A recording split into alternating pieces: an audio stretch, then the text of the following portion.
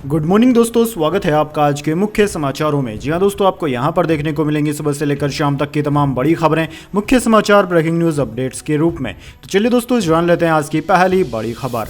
ओम बिरला लगातार दूसरी बार लोकसभा स्पीकर बने। पहले भाषण में इमरजेंसी का जिक्र किया। राहुल गांधी बोले, आशा है विपक्ष की आवाज नहीं दबेगी।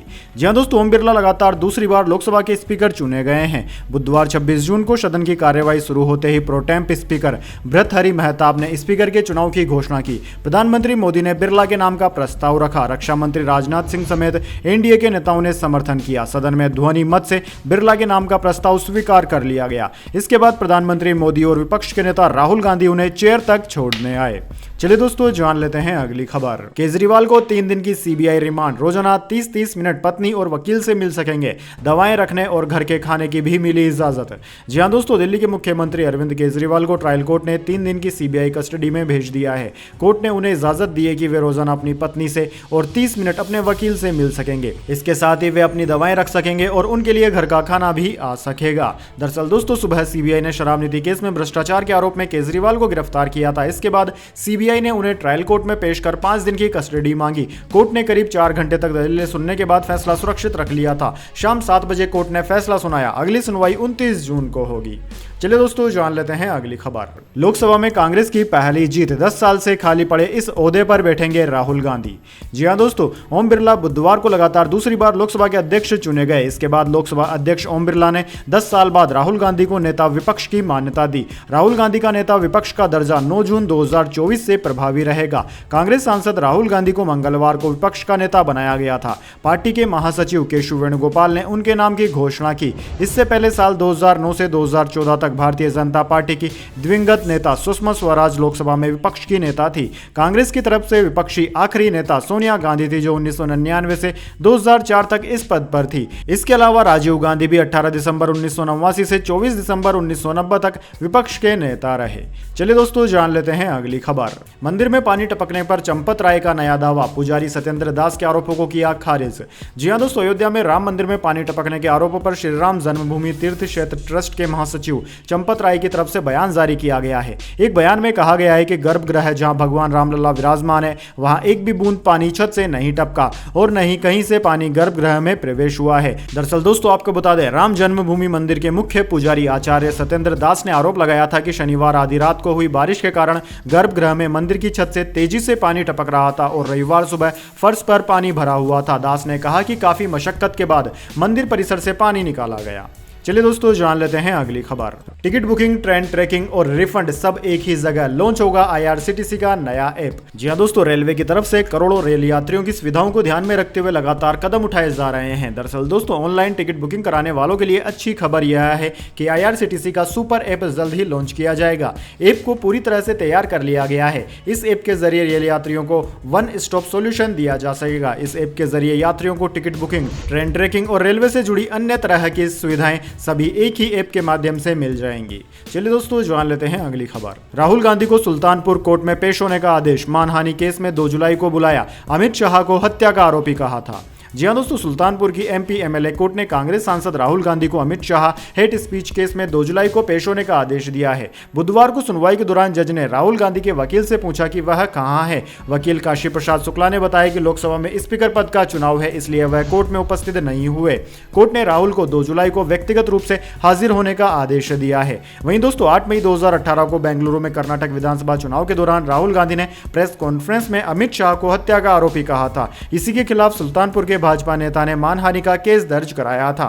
इससे पहले इसी साल राहुल गांधी 20 फरवरी को कोर्ट में पेश हुए थे। चलिए दोस्तों, जान लेते हैं अगली खबर। टेस्ला ने करीब 12,000 साइबर ट्रकों को वापस बुलाया। इनके विंडशील्ड के वाइपर में खराबी। यह चौथा मौका जब कंपनी ने गाड़ियां रिकॉल की। जी हां दोस्तों, एलन मस्क की इलेक्ट्रिक व्हीकल मैन्युफैक्चरर टेस्ला ने अमेरिका में 11,688 साइबर ट्रक्स को वापस बुला लिया है। अमेरिका के national highway traffic safety administration NHTSA ने बताया कि गाड़ियों के विंडशील्ड वाइपर में खराबी को ठीक करने के लिए कंपनी ने यह रिकॉल किया है। ऑटो सेफ्टी रेगुलेटर ने कहा है कि एक्सेसिव वोल्टेज सप्लाई के चलते front windshield wiper motor controller fail हो सकता है। कंपनी की सर्विस टीम वाइपर मोटर को बदलेगी और खराब गाड़ियों में प्रेशर सेंसिटिव टेप लगाएगी या मिसिंग ट्रिप को फ्री में रिप्लेस करेगी।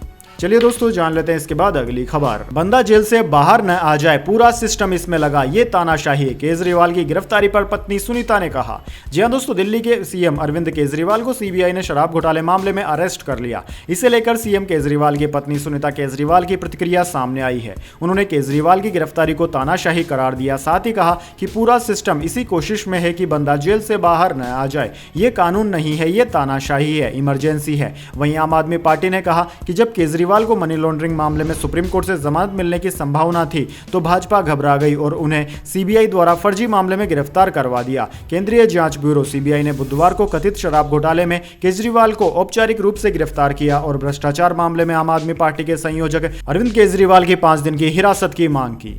चलिए दोस्तों जान लेते हैं अगली खबर।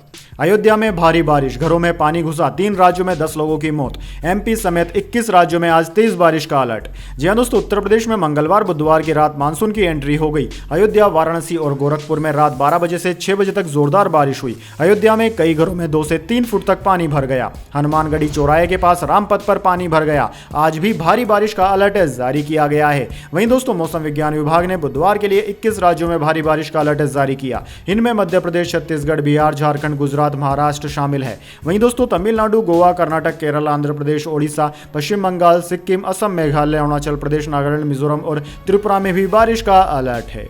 चलिए दोस्तों जान लेते हैं अगली खबर। गलत तरीके से सिम खरीदी तो 50 लाख का जुर्माना, 3 साल की सजा हो सकती है। नए टेलीकॉम कानून से बदल गए हैं नियम। जी हां दोस्तों, देश में 26 जून से नया टेलीकम्युनिकेशन एक्ट 2023 लागू हो गया है। अब भारत का कोई भी नागरिक जिंदगी भर में केवल 9 से ज्यादा सिम नहीं खरीद सकेगा। अगर इससे ज्यादा सिम खरीदता है तो जुर्माना लगेगा। गलत तरीकों से सिम लेने पर 3 साल जेल और 50 लाख तक का जुर्माना भी लगेगा। नया कानून सरकार को राष्ट्रीय सुरक्षा कारणों से किसी भी टेलीकॉम सर्विस या नेटवर्क और मैनेजमेंट को टेक ओवर करने या उसे सस्पेंड करने की अनुमति देता है। युद्ध जैसी स्थिति में जरूरत पड़ने पर सरकार टेलीकॉम नेटवर्क पर मैसेजेस को इंटरसेप्ट भी कर सकेगी। दोस्तों, नए नियम के तहत भारत का कोई भी व्यक्ति पूरी जिंदगी में 9 से ज्यादा सिम कार्ड नहीं ले पाएगा। वहीं जम्मू कश्मीर और नॉर्थ ईस्ट राज्य के लोग अधिकतम 6 सिम कार्ड ही ले सकेंगे। इससे ज्यादा सिम लेने पर पहली बार 50,000 रुपए और इसके बाद हर बार 2 लाख रुपए के जुर्माने का प्रावधान है।